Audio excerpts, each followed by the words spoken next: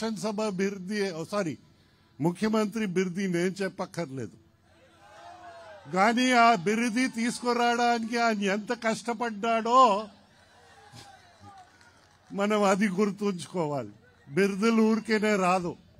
మొదటి ప్రధానమంత్రి గారికి పండిత్ జవహర్లాల్ నెహ్రూ అన్నారంటే ఆ పాండిత్యం ఆయనలో ఉందని ఆ పండిత్ బిరుది తీసుకొచ్చారు. ప్రజలు ఇచ్చిన బిరుది, ఏ ప్రభుత్వం ఇచ్చిన బిరుది కాదు. మన ఉత్తర కోస్తా జిల్లాలే తీసుకుంటే స్వతంత్ర సమరయోధులు గౌతు లచ్చనాని సర్దార్ గౌతు లచ్చన అని పిలిచారు. ప్రజలు ఇచ్చిన బిరుదియే. ఇటు వెళ్తే మీకు మహాత్మా గాంధీ గారు ఒక బొమ్మ కనిపిస్తుంది, విగ్రహం. ఎలా గౌరవిస్తారో పెద్దల్ని నేను చెప్పక్కర్లేదు. కానీ గాంధీ గారికి బ్రాండీ షాప్ చూపించారు. మీ అందరిలో తిరుగుబాటు వచ్చిందని గాంధీ గారిని ఎత్తేయలేదు, కానీ బ్రాండీ షాప్ ని ఎత్తేశారు. ఇలాంటి పెద్దలు పరిపాలన చేస్తా ఉంటే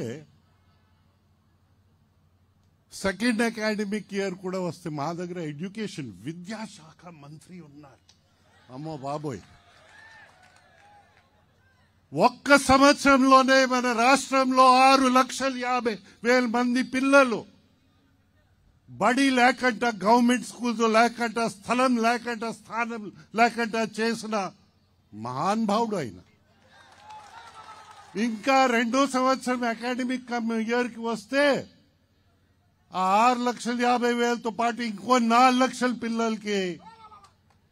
అంటే మన భారతదేశంలో ఇంకా 5 సంవత్సరాలు పోతే నిరక్షరాస్యత ఏ రాష్ట్రంలో ఉందంటే తెలుగు రాష్ట్రాల ఆంధ్రప్రదేశ్ ఒకటే అని మనం అందరు గుర్తించకపోతే మన భావి తరాలకి తీరని అన్యాయం చేసిన వాళ్ళు అవుతాం. అయ్యా గురజాడ ఓ మాట అన్నారు, ఈ స్థలం గురజాడే తిరిగారు కదా, ఉట్టి మాటల గట్టి పెట్టు, గట్టి మేల్తల పెట్టబోయే అని. వీరు ఉట్టి మాటలకి పరిమితమై ఏ స్థాయికి రాష్ట్రం తీసిపోయారో, మమ్మల్ని తీసిపోయారో నేను చెప్పక్కర్లేదు. నాగార్జున సాగర్ కట్టడానికి ఎన్ని దశాబ్దాలు పట్టిందో, ఎన్ని ప్రభుత్వాలు మారాయో, ఏ ముఖ్యమంత్రి వచ్చిన ప్రతి ముఖ్యమంత్రి ఆ నాగార్జున సాగర్ని ముందు తీసుకెళ్లారు, కానీ వెనక తొయ్యలేదు. అయితే పోలవరం చేస్తున్నప్పుడు ఆ పునాదిరాయి మన గౌరవ ముఖ్యమంత్రి ఆనాడు నారా చంద్రబాబు నాయుడు గారు చేసి వర్క్ ప్రారంభించినప్పుడు నేను చెప్పాను, నేను చిన్నప్పటి నుంచి ఉత్తర కోస్తా జిల్లా మనిషిని గనుక చిన్నప్పటి నుంచి వింటా వస్తున్నాం పోలవరం వస్తుందని, మనకి గోదావరి నీలి ప్రాంతానికి వస్తాయని, మన ప్రజలు బాగుపడడానికి అవకాశం ఉంటుందని. ఆ మీటింగ్లో ఒకటే అన్నాను, ఆనాడు నల్ల వెంట్రుకలు, ఇప్పుడు తెల్ల వెంట్రుకలు. అయితే ఆశ ఉంది, మా జీవిత కాలంలో అయినా పోలవరంని చూస్తామని ఆశ ఉంది. అయితే ఆనాడు ఆశ నిరాశ అయిపోయింది.